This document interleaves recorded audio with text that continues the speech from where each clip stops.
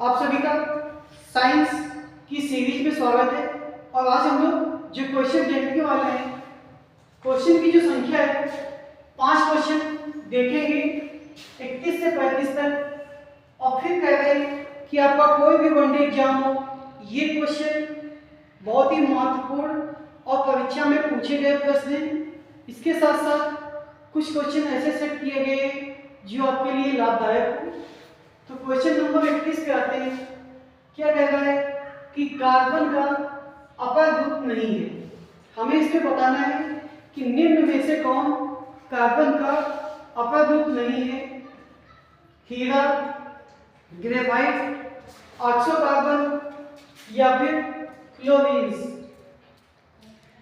तो देखिए, ग्रेफाइट आपका ये कार्बन का अपर ग्रुप होता है, हीरा भी कार्बन का अपर ग्रुप होता है। अब आप लोग गेस करें, 50-50 में 2 ऑप्शन बचे हैं, ऑक्सोकार्बन या फिर क्लोरीन्स। इनमें से कौन सा ऐसा है जो कार्बन का अपर ग्रुप नहीं है? तो जो लोग गेस कर रहे हैं क्लोरीन्स, इसका आंसर होगा वो एकदम गलत है। क्लोरीन्स भी कार्बन का अपर ग्रुप होता है।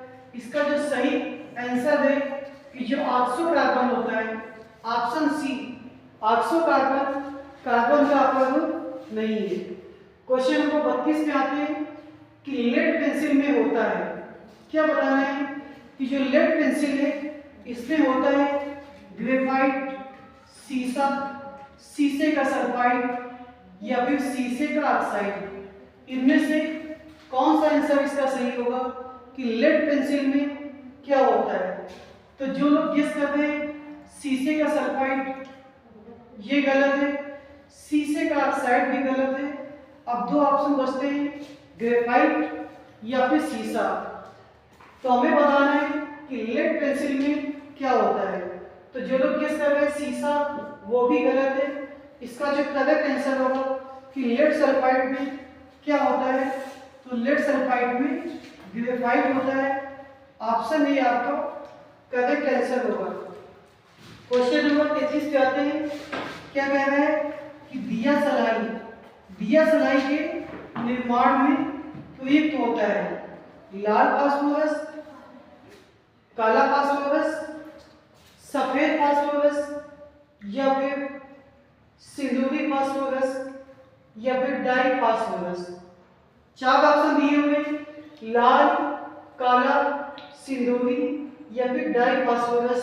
तो क्या इसका जवाब होगा कि दिया सलाई के निर्माण में जो फास्फोरस प्रयोग होता है, तो सिंदूरी फास्फोरस नहीं होता, काला फास्फोरस भी नहीं होता। और जो लोग ये कह रहे हैं कि लाल फास्फोरस, वो लोग एकदम सही है कि दिया सलाई के निर्माण में लाल फास्फोरस का उपयोग किया जाता है। क्वेश्चन नंबर 34, ये बताना है कि निम्न में सुमेलित नहीं है। तो इसमें क्या कह रहा है कि जो हाथ से गैस होती है नाइट्रोजन डाइऑक्साइड, ये भी सही है आपका। Plaster of Paris, calcium sulphate, hemihydrate, ये भी सही है।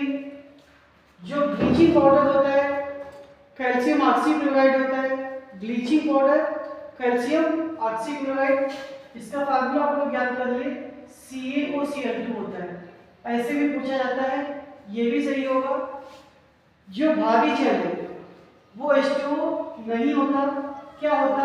वो D2O होता है। इसका मतलब ऑप्शन बी आपका सुमेलित नहीं है।